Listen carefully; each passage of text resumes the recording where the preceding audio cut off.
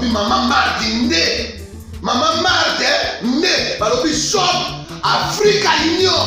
Ezoteka nyonso biloko ya wananini yo Congolais. Olingi ndeko na yo asalisa yo te. Mpona kolia na yo moko babondela yo.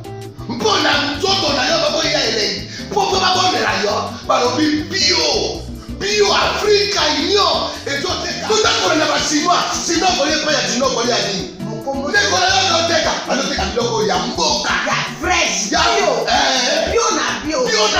Yo mama mbayo kuna monkanja izali. Balobi nzomo eyali. Nkuba baniwa. Balobi enjenje ezali. Zakomba kanganya kwe mpoto ya mbise za. Balobi nyama ya botu ya bokombo to ezaga ne. Kala ngando ndengalani na basi. Oyebike na sutu. Ezako dia na peti. Po Maman Marthe. Ya soro. Po bato comprendre te. Mawa. Ba Congolais. Où allons-nous? Pona kolia na bino moko. Ba kondela bino. Kolia na apeti. Chongo na yo.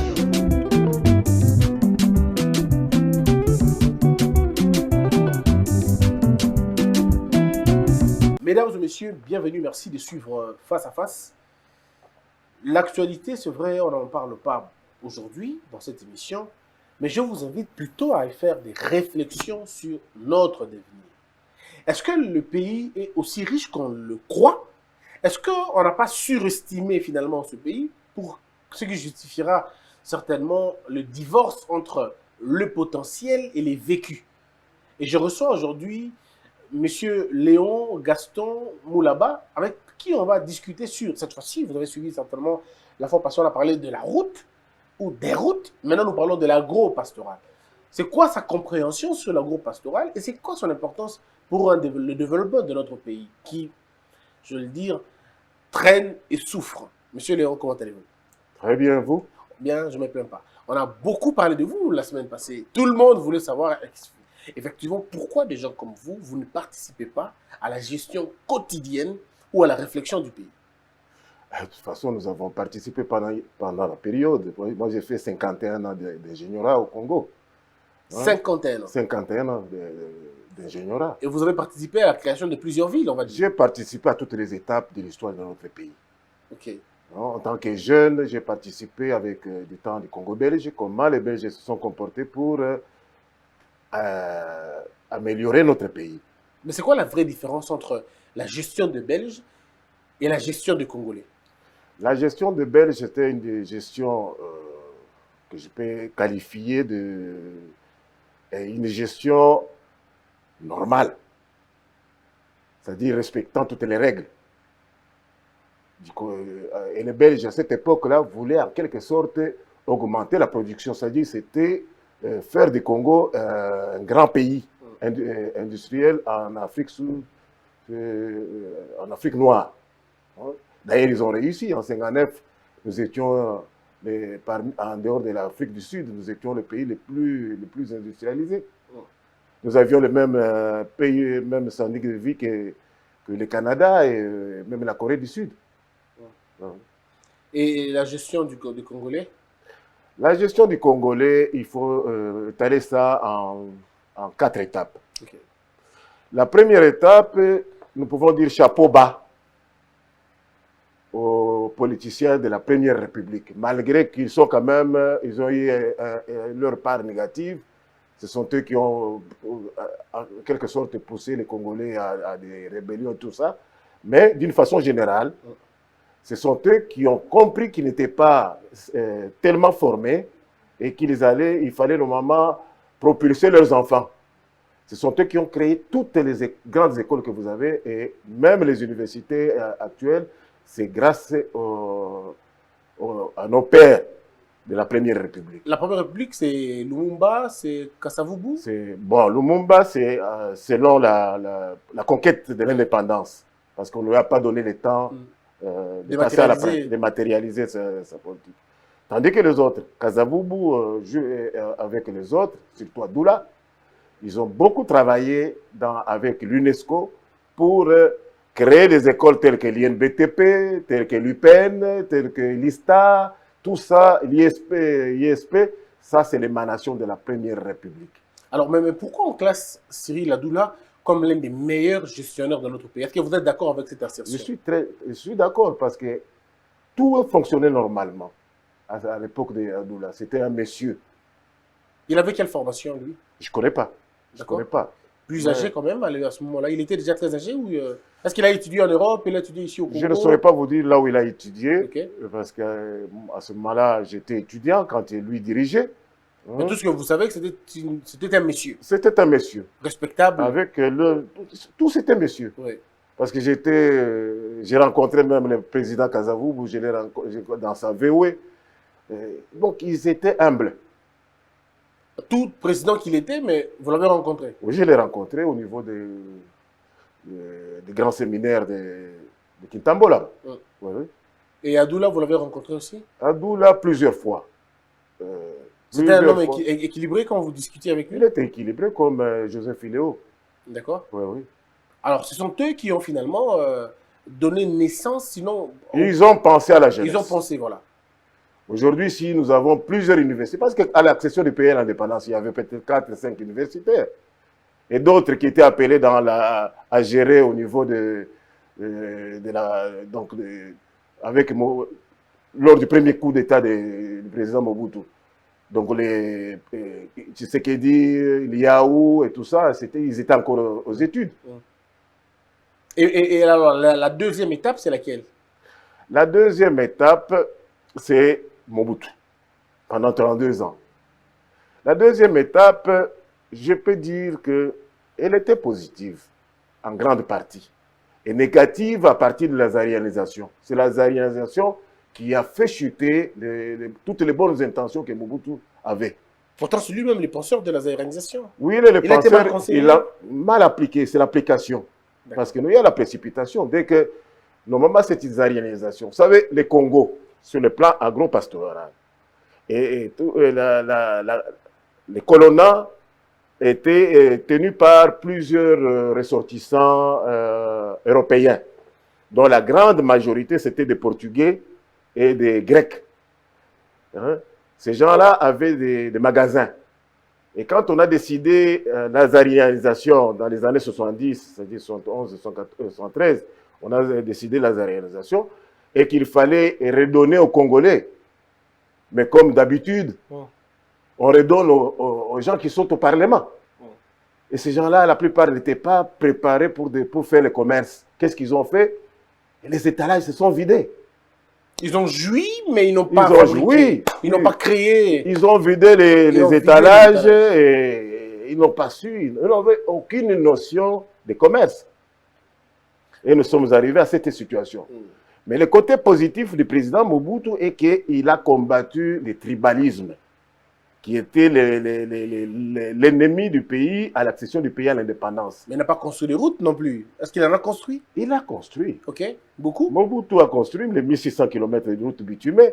Il a traité sur les 58 000 km de routes en terre.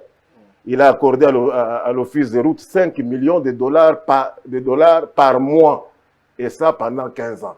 Pendant 15 ans. Pendant 15 ans. 5 millions de dollars. 5 millions de dollars. 2 millions et demi de dollars étaient dans des projets d'investissement. C'est-à-dire le bitumage et la réparation des routes bitumées. Et les 2,5 millions restants, il y avait 72 brigades qui quadrillaient la République, qui étaient dans tous les villages avec du matériel. Et ils ont fait les routes en terre. C'est ça le malheur.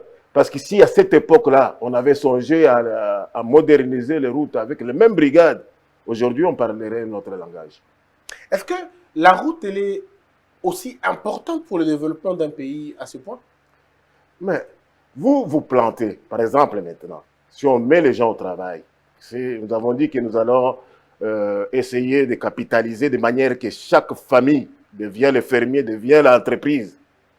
Il y aura un excédent du produit. Et nous avons dit que pourquoi nous sommes retournés à cette proposition, c'est parce qu'il y a un élément transport.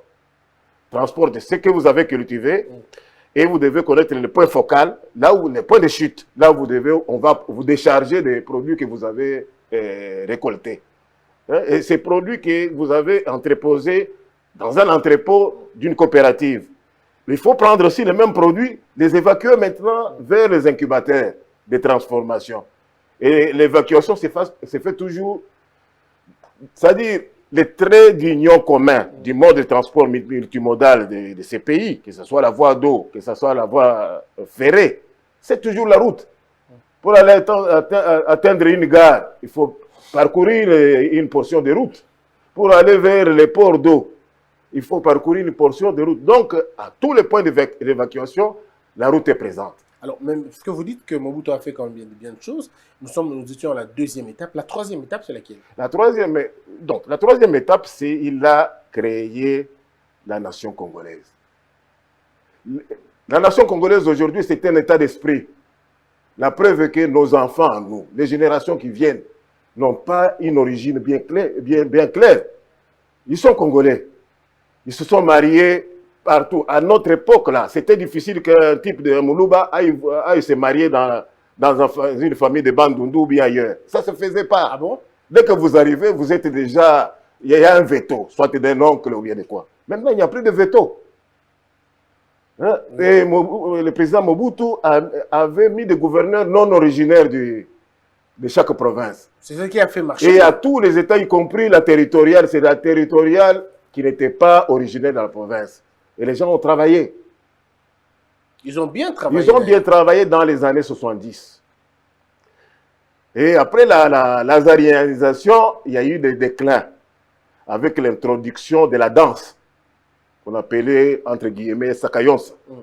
C'est ce qui a fait l'effet négatif parce que ça outrageait les mœurs.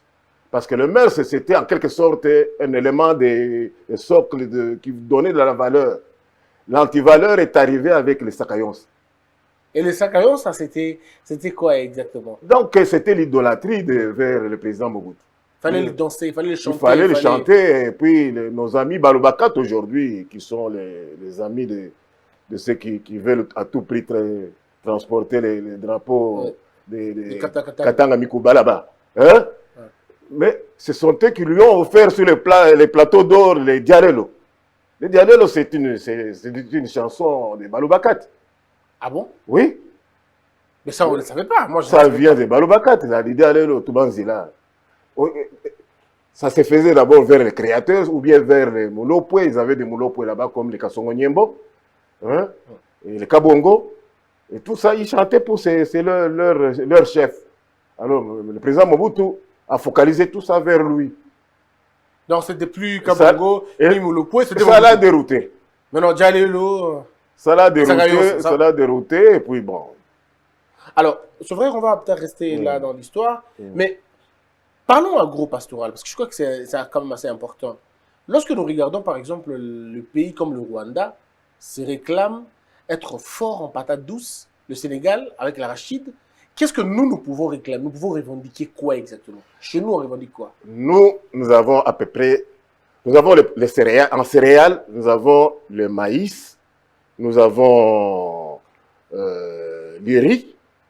C'est pour ça que j'ai dit la fois passée qu'il y avait des blocs d'influence, qui sont des blocs qui ont influencé les commerces à l'époque. Même avant que les Belges arrivent, il y avait des blocs d'influence parce que c'était les trocs et tout ça. Bon, les 5 blocs du pays. Vous avez les premiers blocs qui regroupent au moins 9 provinces. C'est le bloc ouest qui vient de Banana et qui reprend donc les Kwango, les Kwilu, les Maindombe. Ça reprend aussi la province du Kasaï, la province du Kasaï central et le Kasaï oriental plus le Sankuru. Ça, c'est les blocs, les premiers blocs. Ils avaient en quelque sorte l'échange entre eux. Il y a le deuxième bloc, c'est le bloc qui va au sud. C'est le bloc qui regroupe à peu près 3 seulement. Et le 4e est en additif. C'est le Haut-Lomami, le Lualaba et le Haut-Katanga. Vous avez aussi un bloc maintenant qui était un bloc des arabisés, qui était en contact avec les Arabes à l'époque et qui ont joué un grand rôle dans l'édification du Congo indépendant. C'est le bloc du Kasaï qui va ça sort du Kasaï oriental, c'est de la Lomami. Vous avez le Lomami, vous avez les Maniema, vous avez le Sud Kivu, vous avez le Nord Kivu et vous avez les Tanganyika. Ça, c'est un bloc qui avait une même influence. Ils ont les mêmes origines, ces gens-là. Hein, la grande partie, surtout, à partir de Fizi, ce sont les Bembe. Les Bembe, là-bas, ce sont eux qui ont coagulé, qui ont travaillé ensemble avec le Bango Bango et les Rega, qui sont en quelque sorte, plus ceux qui sont du côté Kalemi, les Baemba, ils sont en quelque sorte dans les mêmes origines avec ce qu'on appelait qu'on appelle aujourd'hui les Basonge. Hein, parce que quand vous voyez un Bango Bango parler, un Moussonge comprend tout. Les Bayemba partout. Et puis les Basonge, dans leur langage, ils ont toujours peur d'une certaine... Pas peur, mais ils ont de l'admiration à un peuple qui faisait charnière entre eux avec les Hemba et les Basonge. Ce sont les Bakalang. Alors, chez les Basonge, quand quelqu'un émerge, on dit que celui-là, c'est Moukalang. Donc, il est comparable à l'ajustement de Bakalanga à l'époque. Mais qui se réclamaient tous les descendants des Irungambidi, qui est l'ancêtre de tout ce qu'on appelle les Baluba, du Kasaï et les Baluba du Katanga. Oui. Alors, mais parce que vous avez parlé de blocs, je voudrais bien qu'on revienne sur la question de céréales, par exemple. Vous dites le maïs et le riz. Mais je me rappelle très bien, M. Léon, il n'y a pas 2 mois ou 1 mois, je dis carrément, il n'y a pas 1 an, la ville de Lubumbashi était en rupture de maïs. Il fallait demander à la Zambie de donner le maïs. Alors, je me rappelle qu'à l'Équateur, on mangeait ce qu'on appelait l'os de Bumba. Mais puis à un moment donné, pouf, ce n'est plus l'os de Bumba, c'est maintenant l'os du Ghana. Et puis après, c'est l'os de Chine. On se pose une question. Est-ce que ce n'est pas une illusion finalement ce que vous nous dites? Parce qu'on n'en a pas sur le terrain. Dans l'assiette, on n'en a pas. C'est là où se trouve le paradoxe. Très bien. Qui est le sujet d'aujourd'hui. Pourquoi nous disons que c'est l'agro-pastoral qui va financer l'éclosion de ce pays. Allez-y. L'onde de choc viendra de l'agro-pastoral. Pourquoi? Le paradoxe que nous avons aujourd'hui. Quand j'avais dit la fois passée que Dieu nous aime, il nous a tout donné. Vous regardez partout, même si vous laissez tomber les maïs là-bas, ça va pousser de soi-même. Nous avons tout à notre portée. Mais nous rentrons vite chaque jour dans toutes nos églises de gauche et de droite pour réclamer que Dieu nous donne. Pendant qu'il se trouve là-bas. Il y a la fainéantise. Pourquoi nous abandonnons? Nous ne voulons pas utiliser. Parce que Dieu, dans sa conception, il a établi ici-bas les biens et les mal. Il nous a donné les biens là-bas. Le mal pour nous, c'est la faim que nous avons. Nous avons choisi la faim au lieu de faire du travail. Or, si nous rentrons dans le langage que mes compatriotes comprennent aujourd'hui, c'est un langage religieux. Quand Dieu a fait partir Adam et Ève de l'Éden, du champ d'Éden, du jardin d'Éden, c'est dans Genèse 3,19. Il a dit que vous mangerez à la sueur de votre front. Il lui a donné, il a assujetti, Dieu avait assujetti tout ça à Adam. Il avait la terre, tout ce qu'il y a comme nature. Aujourd'hui, il suffit de nous organiser, que chaque Congolais et chaque ménage paysan soit organisé, qu'on leur facilite l'organisation. Aujourd'hui, vous savez, l'équipement, pour équiper une PMA, ça coûte combien? Ça coûte moins de $100. Comment ça, moins de $100? Qu'est-ce qu'ils ont besoin? Acheter une machette, acheter quoi? Ça coûte combien? Ce sont des histoires de $3, $5. Et puis, étant donné qu'ils sont fatigués, c'est pour ça que nous organisons la coopérative qui est équipée au moins avec 2 ou 3 tracteurs. Et le tracteur qui va être... Donc, pourquoi nous avons mis les sèves dans les sèves, ce sont les comités d'encadrement des villageois. Qui sera constitué par des jeunes gens qui seront chargés de tenir les carnets de bord pour inscrire toute la vie du village. Et leur renseignement pourra être utile à donner à l'ANER et à l'état civil. Et même pour faire les élections, ces gens-là peuvent faire les élections en moins de 50 minutes par village. On aura tous les résultats. Vous réfléchissez dans tout ça. Ça ne vous demande même pas de machines à voter, tout ça. Vous savez, au village, quand on va chez les notables. Oui. Et quand on doit faire les tout, au bout d'une heure, les gens s'entendent. C'est la même façon, c'est la même logique. Alors maintenant, quand vous aurez quand ils auront leur récolte, ils n'auront plus la peine à chercher où faut-il vendre, parce qu'ils connaissent qu'ils vont aller, il y a l'entrepôt qui sera là.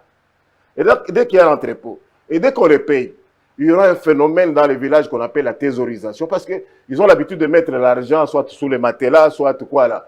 Mais comme ça sera beaucoup d'argent, et même pour l'économie du pays, on ne va pas accepter qu'il y ait la thésaurisation de l'argent. Il faudrait maintenant les former à l'épargne. La coopérative devient maintenant une coopérative d'épargne.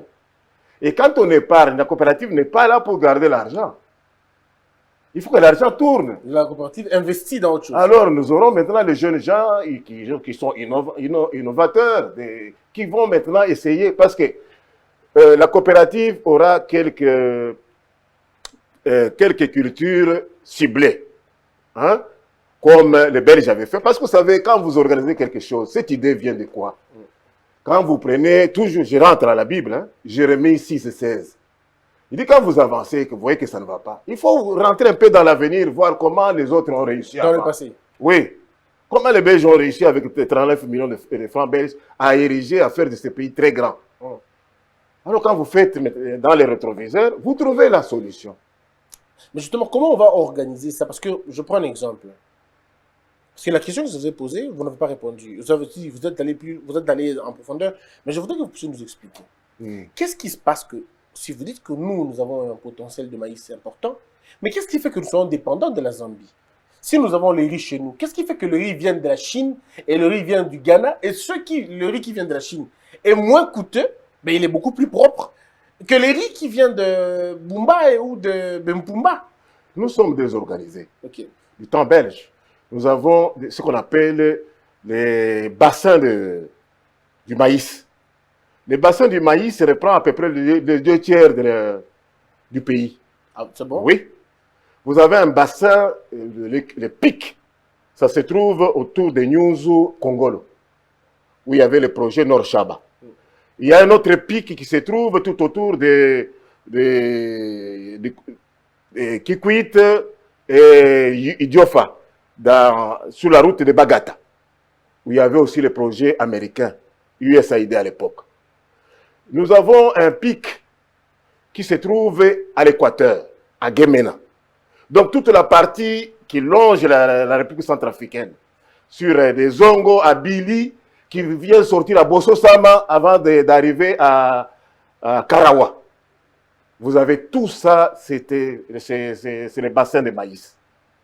Vous avez aussi les bassins de maïs central, dans les Kasaï, où il y avait 2 projets à l'époque qui nourrissaient il y avait PMKO, du côté Ngandajika, Kazali Moussoko, ça va aller à Kapatamina jusqu'à Kabinda. Il y avait normalement ce qu'on appelle le PMKO. Et le deuxième projet qui a en quelque sorte nourri l'ancien Kasaï occidental, c'est-à-dire Kananga et Chikapa, il y avait le projet Prodalou qui allait de Matamba. Matamba se trouve entre Mikala et Mbulungu sur la RN1, et qui allait à Bunkonde, là où on a tué les experts onusiens, et qui reprenait aussi le territoire de Kazumba, plus Louisa. Et là, c'était encore notre pic. C'est-à-dire, nous avions beaucoup d'endroits pour planter le maïs. Et il y avait aussi le maïs qui n'était pas tellement beaucoup utilisé à l'équateur. Quand vous allez surtout à Jolou, à partir de Bosso Simba, vous rentrez comme si vous alliez à Mompono, à Lingomo 2, à Mompono, à Bokatoula. Tout ça, vous trouvez le pic encore de maïs. Et vous aviez aussi dans la province orientale, les pics de maïs qu'il y avait aussi. Est-ce que vous faites une belle affaire par exemple, je veux dire, pourquoi on attribue le Massangu au Baluba? C'est culturel? C'est en fonction de ces pics dont vous dites? Bon, vous savez, quand les Belges sont arrivés, il y avait ce qu'on appelle certaines habitudes. Parce que on discute beaucoup pour les maniocs. Vous savez, nous ne parlons pas des maniocs qui sont des tubercules. Oui. Hein? Et les tubercules, manioc, il y en a partout. C'est-à-dire ça pousse sur toute la sur tout le pays. Dans les années 63, à Kinshasa, beaucoup de Kinois ne mangeaient pas les foufous. Et ceux venant de Bandundu mangeaient les foufous en manioc, Oui, en manioc. seulement. Et puis, Hein? c'est traditionnellement pour eux, on dit que Les Bangala ne mangeaient que des bananes plantains et un peu du riz. Les Batétés, là, c'était du riz. Oui. C'est ça Kinshasa des années 60. Mais jusqu'aujourd'hui, on dirait. C'est Oui, culturel. moi aujourd'hui, avec la crise, On mange tout. il n'y a pas de frontières. Ouais. Et les gens, ceux qui ne voulaient pas le maïs, la farine mélangée, Oui. maintenant ils sont tous devenus des choses. Moi je vois dans les restaurants. Hein, Si, oui, aujourd'hui, il n'y a plus de frontières. oui, il n'y a plus de Plus frontières. d'exclusion. Il n'y a plus de frontières dans la nourriture. Il y a une cohésion Il n'y a plus de nationale, frontières aussi dans les mariages. Parce que quand vous allez marier une Moulouba, elle va vous faire ces repas-là que vous allez voulez. manger. Mais moi, ma question, c'est de savoir, en fonction de quoi ces habitudes-là ont été établies? Est-ce que c'est sur base d'une culture? Est-ce que c'est sur base de leur histoire naturelle, par exemple, comme les Batétés là? Pourquoi on dit que les Batétés là aiment les riz? Est-ce que dans leur milieu naturel, c'est les riz qu'on trouve le plus? Oui, quand vous êtes dans les Sankourou, c'est tout un filon. Il y a les Sankourou, il y a les Maniema, et il y a une partie de la Chopo. Donc, c'est une culture qui se trouve sur 3-4 rivières qui prennent la même source. Parce que vous savez, la Chouapa, la Lomela, la Lukenye, qui devient Lukenye ici, Lufemi, Lukenye ici à Bandundu, ils ont même origine dans une même montagne. Okay. C'est à Katakokombe. Tout pays, quand vous allez vers Tetengomba, vous trouvez maintenant la source et de la Lomela qui est dans la Chouapa. La Chouapa remonte, va vers Ikela et baigne jusqu'à Boende. À partir de Boende, il rencontre son ami qui est la Lomela. La Lomela qui passe en deçà de Yalifafou et qui va sortir aussi à Wachikengo pour arriver à Boende. Hein? Il forme la Chouapa. Et à mi-chemin, il rencontre la rivière venant de Dekese. À Dekese, c'est Isanja, qui forme maintenant la Momboyo, qui passe à Wafanya, qui est la route que l'honorable Iléo Joseph voulait à tout prix pour rapprocher Ikiri de Monkoto, qui passe à Wafanya et qui rejoint donc la Chouapa et la Lomela à Ingende. À partir de Ingende, ils font bloc, ils deviennent la Rouki. Et ils font chemin, ils vont rencontrer les deux amis qui ont resté à l'Équateur. C'est-à-dire la Maringa et la Lopori. Maringa qui vient de Befori, de Mompono, qui va à Bongandanga. Qui rencontre la Lopori. Maringa va à Basankous.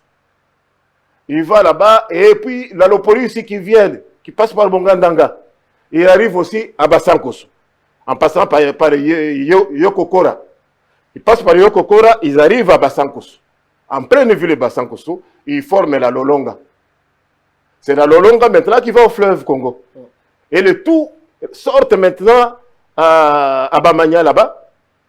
Donc vers Mbandaka. Mbandaka. Ah. Bamania, je connais très bien, je suis allé là-bas. Ouais, C'est beaucoup de temps d'ailleurs. Ah, Alors, mais revenons sur notre modèle, en fait. Je dis au début qu'il y a des pays qui se revendiquent sur des questions comme les arachides et tout ça. Nous, on a quoi en termes de céréales, par exemple? Qu'est-ce que nous pouvons exporter en termes de céréales? On exporte. Bon, il y a le maïs d'abord que nous devons, parce que vous savez, au jour d'aujourd'hui, il y a un déficit en céréales de l'ordre de 10 millions de tonnes par an. Comment ça s'explique? Ce sont les statistiques données par nos amis de l'agriculture. Nous n'arrivons pas. Nous, sur les 14 millions susceptibles donc d'éponger le déficit alimentaire de la RDC, nous ne produisons que 3 millions. À peu près 3 millions quelque chose. Et nous avons un déficit de l'ordre de 10 millions et demi. Il faut résoudre ce problème. Comment résoudre le problème? C'est toujours avec l'organisation, la réforme agro-pastorale. Comment on l'a fait? Mais les gens vont planter. Vous savez, quand ils plantent sans être encadrés, il faut sortir 3,5 tonnes par hectare, les villageois. Le problème aujourd'hui, le villageois a un champ. Est-ce qu'il connaît la dimension de son champ? Il ne connaît pas. Il ne connaît pas. Et quand il prend, c'est déjà qu'on ne vend, qu'on n'achète pas. Il prend les juste minimum pour lui. Oui. Et les quelques sacs qu'il peut vendre. Mais maintenant, quand ça sera maintenant, nous rentrons à l'organisation qu'on a. C'est pour ça que j'ai pris Jérémie 6 et 16. Parce que dans les temps, les Belges ont travaillé avec un système de colonnat. Il y avait des colons partout. Ce sont les colons qui produisaient. Et les colonnats là-bas étaient en quelque sorte encadrés par un certain Van der Kreuz, qui était leur doyen, mais animés au pays par un certain monsieur Moss. Ce sont eux qui ont fait, qui étaient devenus des champions dans l'agriculture à l'époque. Si bien que, comme ils étaient privés du droit de vote en Belgique, ils avaient déjà en 1951 envisagé de devenir Congolais.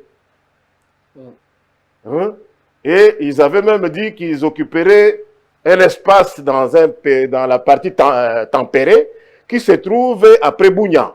Quand vous allez Bunya vers Mahagi, quand vous quittez Bunya, vous arrivez à Nizi, Nizi à Lokpa. Et Lokpa, maintenant, vous avez toute une région merveilleuse. Des Djougou. Vous avez des Djougou à Fataki. Fataki, Nyoka, qui était le pic, le centre même que les colons à l'époque voulaient. Donc, ils avaient donc Nyoka en Ngote, de Ngote Mahagi, et puis ils remontent Ngote dans la charnière, qui remonte vers Jarashiga, vers Ariwara, et qui ressortait vers Sesenge pour rentrer à Zororo, à Ouacha, et remonter. Donc, c'était un espace que les Belges voulaient, les colons voulaient occuper. Parce qu'ils avaient dit aux Belges que si vous ne nous donnez pas ça, parce que nous devons amener au moins 100 000 Européens. Et là-bas, dans cet espace, on ne pouvait pas utiliser les domestiques congolais. Tout ce qui était noir, on ne pouvait pas les utiliser. Et ils avaient prévu cette réunion qui a eu lieu en 1952 avec les colons de l'Afrique du Sud, de la Zambie. Et la Zambie, à cette époque, c'était la Rhodésie, du Nord et du Sud, qu'ils avaient fait, plus ceux qui étaient en Ouganda et au Rwanda, au Burundi. Alors, mais quand on parle, par exemple, de ces grands projets de famille, il y a un problème dans notre pays, c'est le problème de la conservation des aliments. Je suis allé à Boma, en venant, j'ai passé beaucoup de villages, mais on a trouvé des safous qui pourrissaient comme ça. C'est-à-dire, quelqu'un sort ses safous, il amène, mais et puis il n'y a pas de clients, et les safous sont abîmés, endommagés. Alors, pourris si vous voulez. Mais comment voulez-vous que cette dame qui a passé des heures et des heures dans un champ, et qu'elle a écopé une sanction négative de cette façon-là, je ne la vois pas revenir encore au champ faire plus. Dans votre programme, comment vous pensez conserver ces histoires? Je vous ai dit qu'il y a ce qu'on appelle l'espace des PMR, qui sont les villageois qui produisent. Oui. Il y a la coopérative qui est là, le point focal, qui est le partenaire des villageois. Oui. Et au même moment, la coopérative est partenaire du transformateur. C'est-à-dire le holding. Hein? C'est lui qui va transformer.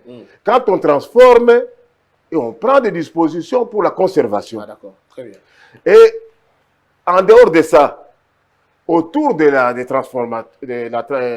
holding, il y aura ce qu'on appelle la nouvelle classe moyenne qui va commencer à faire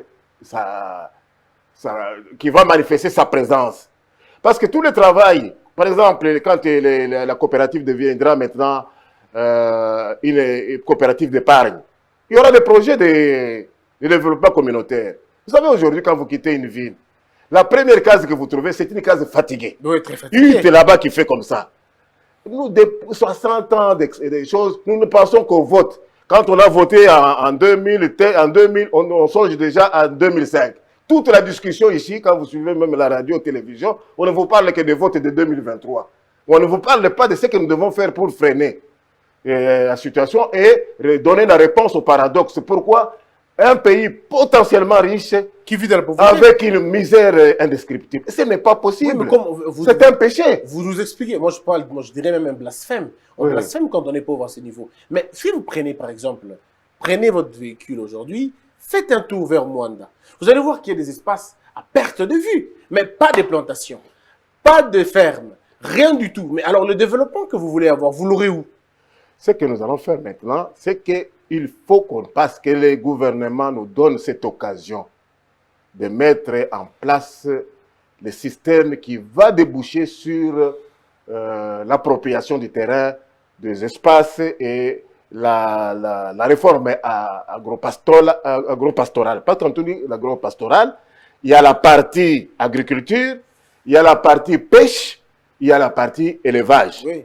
Parlons Hein? d'abord la partie Nous parlons d'abord de la partie agriculture. agriculture. Parce que là où nous allons, c'est la réponse maintenant au paradoxe. Mm. Cette réponse, pourquoi nous sommes pauvres au moment où Dieu nous a tout donné? Mm. Pourquoi nous sommes si fainéants? Et si nous nous référons à la Bible, on dit que le fainéant, c'est l'ami de qui? C'est l'ami du diable. C'est le proverbe 18:9. Un fainéant, c'est l'ami du diable. Dieu vous a tout donné. Il est présent, vous voulez le chercher. Moi, je vais à Lola. Mais Lola est déjà tout près de vous. Parce qu'on a dit, quand Jésus est arrivé, il a dit que le royaume de Dieu est proche. Il est proche. venu même à vous. Il est là. aujourd'hui. Il est avec vous. Il est là. Oui, mais pourquoi nous ne cultivons pas notre terre? Pourquoi les jeunes gens ne sont pas intéressés à la terre? Et c'est ça notre plus grand problème. C'est pour ça qu'il faut réarmer le moral des jeunes, en commençant d'abord par une organisation qui va se faire à la base. Et cette organisation, c'est le gouvernement qui doit faciliter cette tâche. Et pour faciliter cette tâche, c'est quoi? Il faut un embryon qui doit commencer d'abord ici à Kinshasa. L'embryon de quoi? Qu'on organise ce qu'on appelle le petit séminaire interministériel avec tous les experts qui se trouvent dans les ministères concernés par ce développement. Pourquoi ça? C'est pour gagner le temps. Ces gens-là tournent les pouces. Ils ont la banque de données. Ils doivent venir. Ensemble avec eux, nous devons dresser la cartographie et même la faisabilité de ces projets. À partir de leurs données, nous devons nous mettre d'accord avec eux. Et puis, à partir de ça, nous allons définir avec eux ce qu'on appelle les cahiers de charges. Avant même de définir les cahiers de charges, nous allons définir ce qu'on appelle les termes de référence.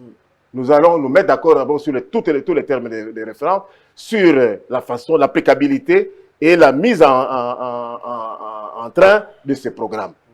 Mais quand on regarde profondément, à Kinshasa par exemple, il y a un problème d'habitat. Enfin, je veux dire, oui, il y a un problème d'habitat, un problème d'espace. Il y a des cours communes. La majorité de Kinois, je veux dire, les Kinois n'ont pas forcément des maisons à eux-mêmes. Nous vivons dans des clôtures, dans des parcelles, dans des cours communes. Alors, comment voulez-vous que si on vit dans des cours communes, qu'on puisse planter, que l'on puisse avoir notre petite agriculture? Non. Comment ça va se passer? Le problème des Quinois, là, c'est que nous sommes en train d'encourager le mal. Ce n'est pas la faute des Quinois, c'est la faute des manques de programmes. Nous avons des programmes qui sont superficiels.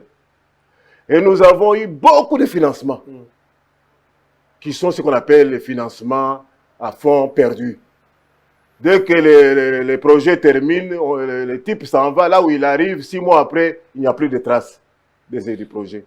Ce que nous devons faire maintenant, ce projet a comme impact, parce qu'il y a 5 critères pour arriver à faire ce projet. Le premier critère, c'est la pertinence de ce projet. La pertinence, c'est ce que nous sommes en train de parler. Pourquoi nous devons faire ce projet? Et ce projet doit être efficace. Il faut éviter de faire ce qu'on appelle de créer encore. Nous avons une série de détourneurs et nous amenons encore les détourneurs dans l'organisation. Nous devons prendre ce qu'on appelle des mesures de sécurité. Nous devons sécuriser notre projet et à l'efficacité. Et puis, la fois passée, nous avons parlé vous m'avez posé la question, de la route coûte combien et tout ça. Nous devons éviter tout ça. Donc, nous devons rendre les projets efficients. Nous allons nous apaiser sur la rentabilité et minimiser les dépenses. Et puis après, nous allons regarder l'impact, quels sont les effets induits de ces projets. Parlons à Kin, par exemple. À qui Comment on fait? à- Kin peut nous servir de quoi exactement dans votre plan? Non, dans notre plan, pourquoi nous commencerons à l'intérieur? Parce qu'il faut déjà la première année qui est difficile. Parce qu'il faudrait qu'il y ait l'ancrage. Il faudrait que les paysans acceptent le projet. Oui. Parce qu'ils sont pessimistes. Parce qu'ils ont tout vu, hein, ils ont tout entendu. Donc, il faut faire sauter le pessimisme. En achetant d'abord même ce qu'ils ont là. La première année, il y aura des maigres résultats. Mais la seconde année, la troisième année, nous allons déjà résorber le déficit en céréales. En céréales. Parce que nous serons à 19 millions de tonnes de production. 19 millions de De tonnes. tonnes. Comment vous allez le faire? Vous ne nous dites pas exactement. Par quel... Bon, écoute, Oui. c'est très simple. Donnez-nous votre plan. Je Comment vous allez donne, faire? très Ok. simple, hein. Allez-y. L'architecture, hein. Nous avons les paysans. D'après les statistiques qui ne sont pas fiables de la CENI, il y a 80 000 villages. 80 000 villages, nous estimons que dans chaque village, il y a 100 familles. Quand vous multipliez, ça vous donne 8 millions de familles que nous appelons PME, petites et moyennes entreprises agricoles. Et dans chaque famille, il y a au moins 3 à 4 que j'appelle pas sous-familles, mais les gens appartenant à cette famille, les gens valides. Et ces gens valides ont leur épouse. Donc il y a au moins 5 personnes qui vont travailler à ces champs de la famille. 5 fois 8 millions, ça fait combien? Ah, je ne suis pas très fort. Ça, Je suis fait nul en calcul. ça vous fait 40 millions D'accord. du travail déjà créé. À partir de cette décision, on crée 40 millions de travail. C'est parce que ces gens-là vont faire un travail qui devient maintenant un travail héréditaire. Ils n'iront pas ailleurs. Ils vont essayer d'améliorer davantage. Et même quand ils verront qu'on va acheter ça, un hectare qu'on les impose, ça sera comme peut-être la mer à boire au départ. Ouais. Mais après, quand ça donnera des résultats, il y a ces gens-là, parce qu'on ne va pas... Ça va créer aussi une petite il émulation. y a l'émulation. On ne va pas interdire à quelqu'un de mettre 5 hectares. Hein? Ils vont le faire. Donc, ce seront des millionnaires villageois. Et ils seront incapables de gérer leur argent. Ils vont regarder où sont partis les enfants. Ils vont appeler les enfants. Ce projet va chasser les gens de Kinshasa. Et donc, il y aura l'exode urbain. Ça va chasser dans toutes les grandes agglomérations. On va les chasser. Et nous aurons de plusieurs, comme ce type la dame qui a fait les choses. Les robots. Les robots. Il y en aura beaucoup qui iront là-bas. Pourquoi? Qu'est-ce qu'il faudra maintenant dans l'épargne, qui est l'épargne de la coopérative? La coopérative doit normalement développer les villages en faisant le développement communautaire. On aura besoin maintenant des architectes et des ingénieurs constructeurs pour donner la nouvelle configuration des villages congolais qui répondent aussi à la coutume. Là où il y avait des maisons rondes, on peut peut-être faire une architecture où on trouve quelque part la configuration de l'architecture ancestrale. Mais tout sera modernisé. Oui, parce que tout est à notre portée. Est-ce que vous ne créez pas là, est-ce que vous n'êtes pas en train de créer finalement une zone de consommation où les gens vont... Non, je veux dire une zone pardon, de production où les gens feront de l'argent pour venir le dépenser ailleurs. Oui, ils doivent dépenser parce qu'ils ne seront pas à mesure de garder éternellement cet argent. Ça sera trop. Ça dépasse. Parce que vous n'avez pas encore fait le tour. Hein? Moi, j'ai fait la route de Congolo en allant vers Kalemi. Je suis arrivé dans une localité avant d'arriver à Kabeyamaï. J'ai vu un régime de bananes. Oui. Je m'attendais à payer peut-être 1000 francs, 1200. J'ai demandé que ça coûtait combien. Cette dame-là m'a dit que ça coûtait 200 francs à discuter. Donc, je pouvais avoir ces régimes à 100 francs. Oui. Moi, je suis allé à Njolo. Hein? Je ne sais pas si vous connaissez. Où ça? Njolo. Non. Je suis allé à Njolo. C'est pas très loin d'ailleurs par rapport à ce que vous dites. Je suis arrivé à Njolo. Et la canne à sucre était plutôt à 3 mètres. Mais on me l'a vendue à 500 francs. Ouais. Alors que lorsque vous faites 20 km seulement, la même canne à sucre n'a plus sa valeur. C'est 1000, 1500, 2000, 3000. Je peux même prendre plusieurs exemples. C'est-à-dire que ces gens-là n'ont rien. Je suis arrivé aussi sur la route de l'Issala Monjamboli. Là où il y avait les cacao Papa Bemba Saolona, à Mindembo. J'arrivais dans un village qui est il y avait les familles qui faisaient que celui qui devait sortir prenait les habits de l'autre. L'autre devait rester dans la case jusqu'au retour de l'autre.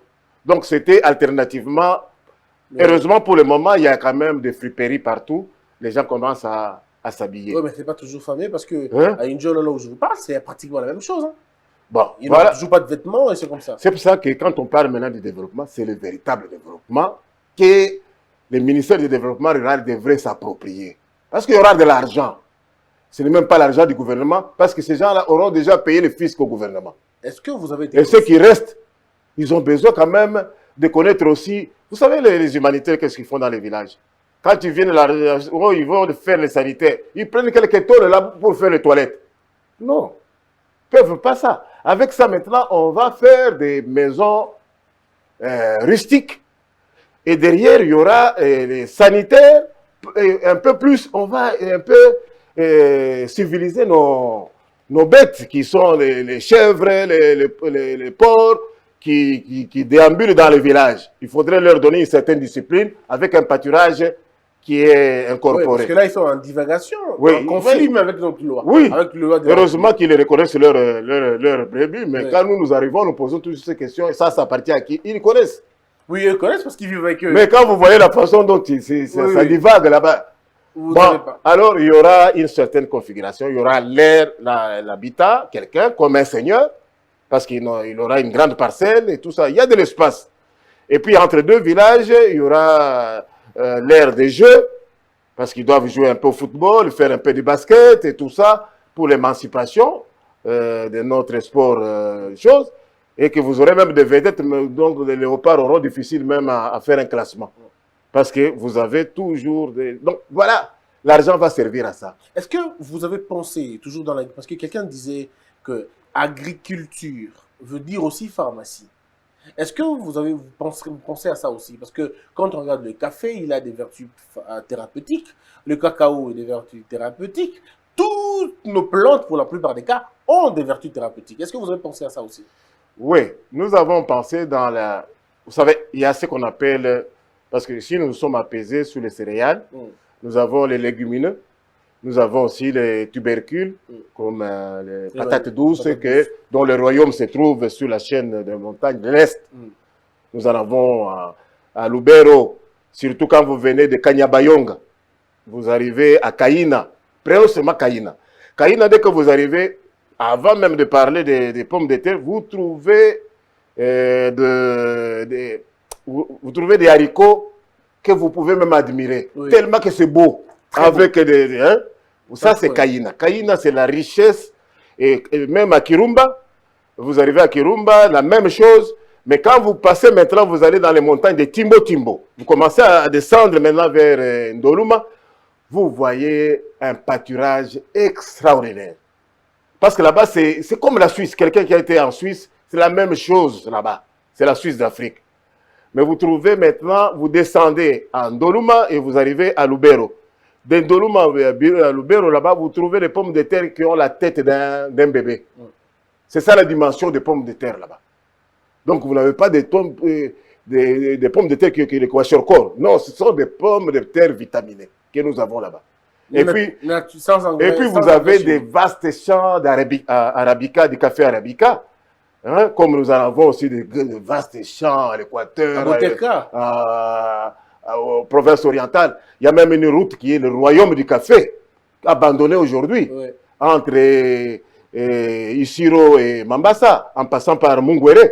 De Mungwere à Ndouye chez les Pygmées.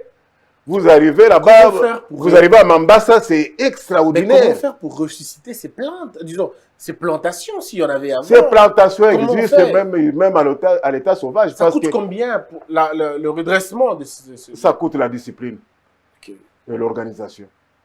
Donc c'est possible de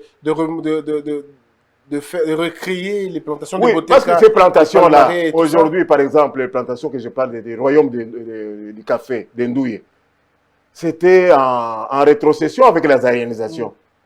Maintenant, c'est un bien sans maître. Même les gens des concessions n'utilisent pas. Ils ne savent même pas comment ça évolue là-bas. Vous ne connaissez pas. Est-ce que, parce que vous parlez des légumineux, nous aujourd'hui, je prends deux exemples. Monsieur, là où nous consommons des légumes de bois de conserve, les haricots, des bois de conserve. Nous allons plus loin pour consommer même des sardines de bois de conserve. Pourquoi chez nous, nous sommes incapables d'exporter ça aussi, notre pondou, alors que vous avez fait certainement le tour du Congo, vous avez vu beaucoup de choses. Moi, je crois que toutes les tribus au Congo ont leur manière à eux de préparer le pondou. Ça veut dire que nous sommes une richesse gastronomique aussi, qu'on peut exporter, qu'on peut vendre à l'extérieur. Mais pourquoi nous n'arrivons pas? Je parlerai de tous ces produits, mais je vais donner un exemple qui me tient à cœur, parce que vous savez qu'il y a beaucoup d'opérateurs au Kasaï, par exemple.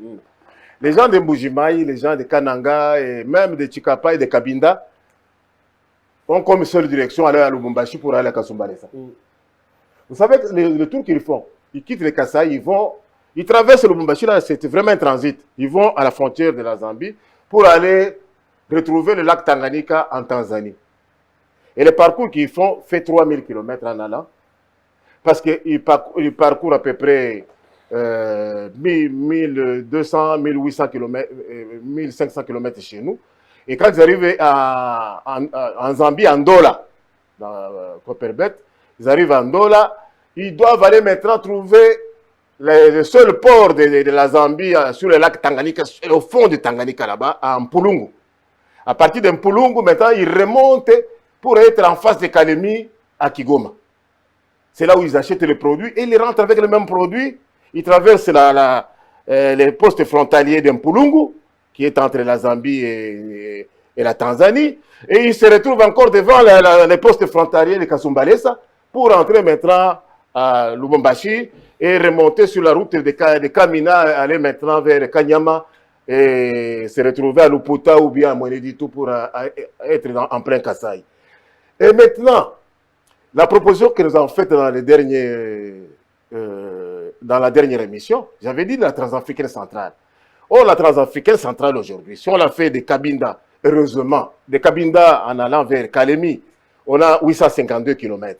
Si ces 852 km sont travaillés, même modernisés, ces gens-là vont faire plus de 6 fois le tour de ce qu'ils faisaient en un mois et en connaissant toutes les difficultés. Et donc la production va augmenter? La production va augmenter. Et puis il y a quelque chose aussi que je n'ai pas parlé. Oui.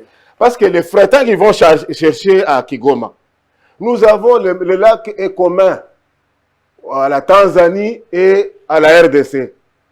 La seule différence, c'est qu'en Tanzanie, les opérateurs là ont des dispositifs d'étalage supérieur.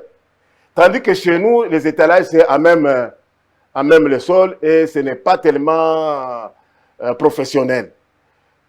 Si cette route est faite, vous aurez, parce que nous avons quand même le peuplement, les gens qui étaient habitués au commerce, qui sont, soit qui viennent de Bukavu, ce sont les Nandais, qui sont des grands commerçants, qui envahissent même la province orientale. Et au Kasaï, ce sont surtout les Batetela, qui envahissent ça, et qui ont aussi des souvenirs sur la nationale numéro 5. Parce que du temps où, parce que les problèmes de l'Est, c'est depuis longtemps, hein, même quand on a commencé à former la République démocratique du Congo, les Belges ont sué pour avoir l'Est du Congo, parce qu'ils ont eu des problèmes avec les Allemands, pour le Rwanda, Burundi, en Ouganda, et même, surtout jusqu'au Nil, là où ils se sont arrêtés à Mahagi. Donc, il y a eu le commandant Dani qui était même débordé. Ils ont pris les troupes et les militaires, c'était des Batétés là. D'ailleurs, quand vous allez sur cette route-là, vous ne trouvez que des localités de Lusambo, de Ngalula, de tout ça. Et quand vous êtes à Barak, la localité qui arrive, c'est Ngalula, et puis vous avez Lusambo, vous avez Makobola. Makobola avant d'arriver à Kalundu, à Ouvir. Alors, quand on regarde ça de près, la question reste la même. Où trouverons-nous l'argent pour financer ce développement-là? Nous avons d'abord nous-mêmes l'argent. Comment ça? Expliquez-nous. Nous avons le trésor public. Oui. Pour ce que sont les routes, le fonctionnement des routes. J'ai dit qu'aujourd'hui, le FONER est capable de mobiliser, dans des conditions ici où on n'a pas un peu encore l'argent, il peut mobiliser jusqu'à 100 millions de dollars par an. Mais pourquoi il ne le fait pas? Ils le font. Je ne veux pas entrer dans ce n'est pas l'émission. Épargnez-moi de ça. J'en connais beaucoup, mais épargnez-moi. Ça nous aiderait en tout cas, mais allez-y. Oui. Il n'y a pas de problème. Bon, il y a 72 millions là-bas. Nous avons le fonds existant et les fonds en prêt. FPI. Beaucoup de gens se sont endettés chez FPI. Oui, mais... Ils ne remboursent pas. On peut rembourser cet argent. Et FPI de lui-même peut faire sortir entre 50 et 60 millions pour les choses. Parce que les besoins exacts, route et agro-pastoral, parce que l'agro-pastoral a une particularité. Oui. Il faut d'abord le financer la première année. Oui. Et la deuxième année commence à s'autofinancer. Et cet autofinancement a les pics au troisième année. Oui. Après, la troisième année, il n'a pas besoin d'aller demander l'argent ailleurs. Elle commence même à financer. Oui, finance partout. Ça. Mais oui, mais ça coûte combien? Avec ces 2 milliards le total, y compris les routes. Donc, si je comprends bien, si aujourd'hui, on appelle M. Léon Gaston et votre équipe, on vous donne 2 milliards de dollars, vous nous créez ça. Les 2 milliards nous devons l'avoir. Vous savez, les 2 milliards il y a déjà de l'argent disponible. C'est la moitié du budget. L'argent qui est disponible dans un projet, vous savez que l'USAID, et donc la Banque mondiale a compris maintenant que continuer toujours à financer des routes en terre, ça ne vaut pas la peine. Parce que ce sont des milliards. Il y a eu, elle-même a dit, il y a eu 47 milliards qu'on a versés dans des routes sur le continent africain. Et toutes ces routes-là, maintenant, ce sont des projets à recommencer. Donc, on a jeté de l'argent. Mais maintenant, il faut attention. C'est ainsi que dans ces projets qu'on appelle les projets d'appui à la connectivité de transport, qui est en discussion maintenant, même en formalisation, il y a 600 millions de dollars qui sont disponibilisés pour ça. Et sur les 600 millions de dollars, il y a déjà le bitumage de la route Mbujimai, Kabinda jusqu'à Lubao. C'est sur la transafricaine centrale déjà. Et puis la route Bruchuru jusqu'à Beni. Il y a aussi l'aménagement de l'aéroport de Kisangani, l'aménagement, en quelque sorte, la modernisation de l'aéroport de Beni. Il y a aussi un montant non affecté, dont avec le gouvernement devra normalement orienter. Nous avons déjà 600 millions. Maintenant, sur la même transafricaine centrale, il y a la continuité maintenant de la route entre Kamwisha et Kananga qui doit être bitumée sur le financement de l'Union européenne. L'appel d'offres est déjà, l'adjudication est en cours, déjà. Il y a eu 2 lots pour à peu près 160 millions de dollars. Ça, c'est fait. C'est déjà d'ici peu, dans les jours qui viennent et tout ça, il y aura déjà, on connaîtra les adjudicateurs, c'est eux qui ont gagné les marchés. Mais notre souci est de quoi? Comme ils vont faire le marché, ils devront travailler sur le tronçon qui font partie de là où nous avions nos projets de 60 entreprises. Nous aimerions maintenant qu'il y ait une certaine philosophie, traiter avec les bailleurs de fonds, pour qu'en fin d'exécution des travaux, que ce matériel que les entreprises qui vont construire ces espaces-là reviennent à une des entreprises que nous avions préconisées, de manière à ce qu'ils s'occupent de l'entretien de la route et voire même les routes de pénétration. Par exemple, quand ça arrivera à Kananga, cette entreprise peut travailler maintenant sur la route, une autre entrée d'Angola de Kananga, c'est la route de Kalambambouji. Cette route-là va être à 250 km, ça fait Kananga jusqu'à la frontière sur la rivière Kassai. Et c'est une route qui est utilisée actuellement par les opérateurs du Kassai aux choses. Et nous pouvons maintenant, avec les peu d'argent qui reste, voir. Vous savez que l'Équateur n'a même pas beaucoup de routes bitumées. Non. Si on faisait aujourd'hui, et Mbandaka n'a qu'une seule sortie. Si. C'est Mbandaka Wenjisekili Kalamba. Avec le point d'attraction, d'influence, c'est Bikoro. Hein? Et il a 2 jardins qui peuvent être financés facilement par les fonds verts, qui font la conservation vraiment, qui est le poumon parmi, quand on dit, les bassins de la forêt africaine, c'est en Mbandaka. Le jardin des Vous avez le jardin des Halles. Hein? Ouais. Et là, ça mérite, avec cet argent-là, des fonds verts. Créé en 1900, donc ça Oui. va faire plus de... Ces fonds verts-là, ça peut normalement donner la réponse à l'Équateur. Mesdames et messieurs, on est fini pour aujourd'hui. C'est vrai qu'on a encore beaucoup de choses à dire. Je crois que les gens vont poser encore des questions, mais vous n'allez pas vous fatiguer pour revenir toujours répondre aux questions des Congolais. On en a tellement besoin de savoir sur les financements. Maintenant, on va peut-être parler prochainement de l'élevage et de la pêche. Comment on fait? Parce que là aussi, il y a une véritable question. On se pose toujours la question, pourquoi à Goma, la viande du bœuf est très moins chère, mais à l'Équateur, c'est un luxe? Pourquoi la chèvre qui coûte moins cher, par exemple à Kisangani, est extrêmement chère dans un autre coin? Est-ce qu'il y a possibilité de créer une sorte de cohésion dans ça pour que l'enfant de Mbandaka mange le chou de la même manière que celui qui est à Goma, pour que le fromage de Mbandaka, de Goma, coûte aussi moins cher que celui de Mbandaka, encore qu'à Mbandaka, il n'y en a pas. Donc, tout ça, est-ce qu'il faut créer? Je crois que vous avez toutes les réponses à ces questions quand on en parlera prochainement. Ouais. Ok. Mesdames et messieurs, merci d'avoir été nombreux. On a passé plus d'une heure. C'était un moment de plaisir, toujours d'apprentissage et toujours de connaissances. Pour moi, je m'enrichis tous les jours.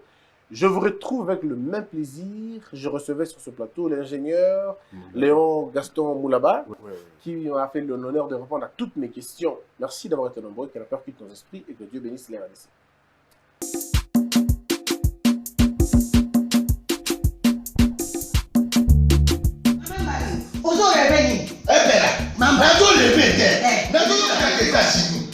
Plus précisément dans Washington. Maman Martin Maman Martin shop Africa Union. Mais quand tu es biloko ya wananini yo Congolais. Olingi ndeko na yo asalisa yo te. Mpona kolia na yo moko babondela yo. Mpona nzoto na yo bakoya elei. Po babondela yo balobi bio Africa Union. Kuta kuna basinois, sino kolia pa ya sino kolia nini.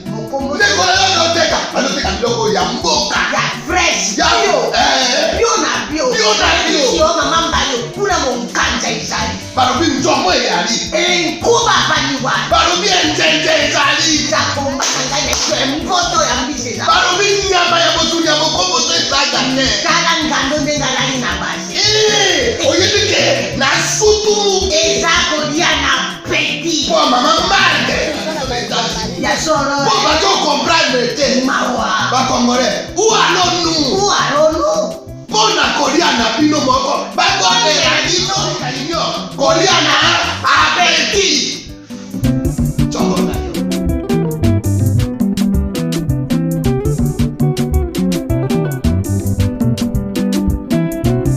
Debout Congolais, unis par le sang, unis dans le fort pour l'indépendance. Tuine uzong, sizo binwa, daimana shindo tweneleye, na kinyamana piko, na mosala, totonga mboka koleka kitoko, na kinyamana Kongo, toyembani, loyembo lonene ya lisa.